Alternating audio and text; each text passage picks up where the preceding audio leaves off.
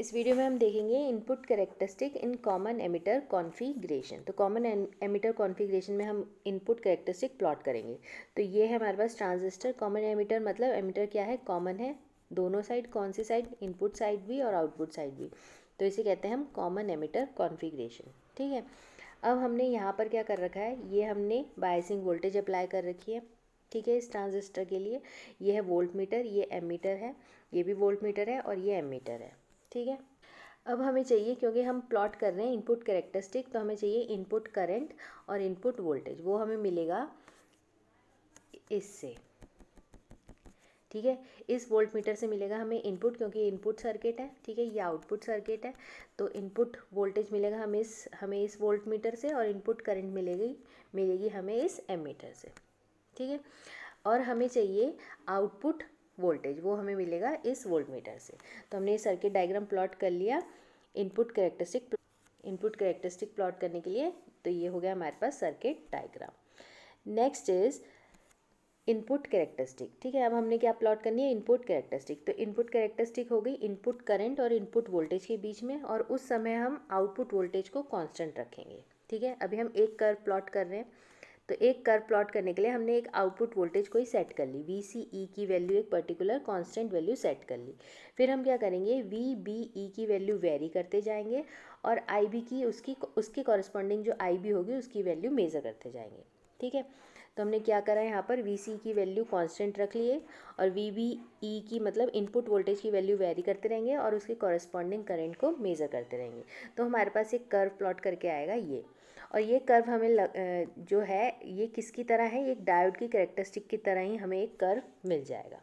ठीक है, तो इनपुट कैरेक्टरिस्टिक क्या है, तो इनपुट कैरेक्टरिस्टिक क्या है, the curve plotted between base current and the emitter base voltage at constant collector emitter voltage is called its input characteristic.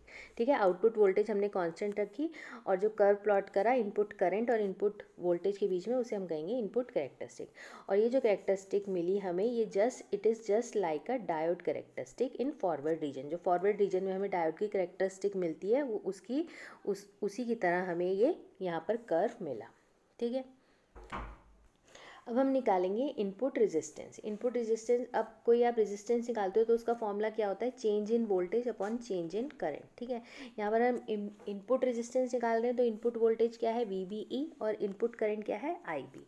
तो इनपुट रेजिस्टेंस का क्या फॉर्मूला आ गया, तो ये आ गया हमारे पास इनपुट रेजिस्टेंस का फॉर्मूला, मतलब change in V B E ये वाली वोल्टेज, और upon change in I B. ठीक है, at for constant value of V C. ठीक है, एक कर्व के लिए प्लॉट कर रहे हैं हम, इस कर्व के लिए, तो इसके लिए वी सी की वैल्यू क्या है, कांस्टेंट। तो इस तरीके से आप इनपुट रेजिस्टेंस फाइंड कर लोगे। तो इनपुट रेजिस्टेंस क्या हुआ, the ratio of change in base emitter voltage, ठीक है, to a resulting change in base current at constant collector emitter voltage is known as input resistance. ठीक है, तो इस तरीके से आप इनपुट रेजिस्टेंस फाइंड कर लोगे। Now typically value of this input resistance is of the order of few hundred ohms. तो इसकी वैल्यू कुछ 100 ओम्स के बराबर होती है। ठीक है, तो ये थी input characteristic in common emitter configuration. तो for different value of output voltage हम डिफरेंट कर्व प्लॉट कर सकते हैं। ठीक है, तो ये क्या थी, input characteristic in common emitter configuration, ये था उसका सर्किट डायग्राम। नेक्स्ट वीडियो में हम देखेंगे इसकी आउटपुट कैरेक्टरिस्टिक।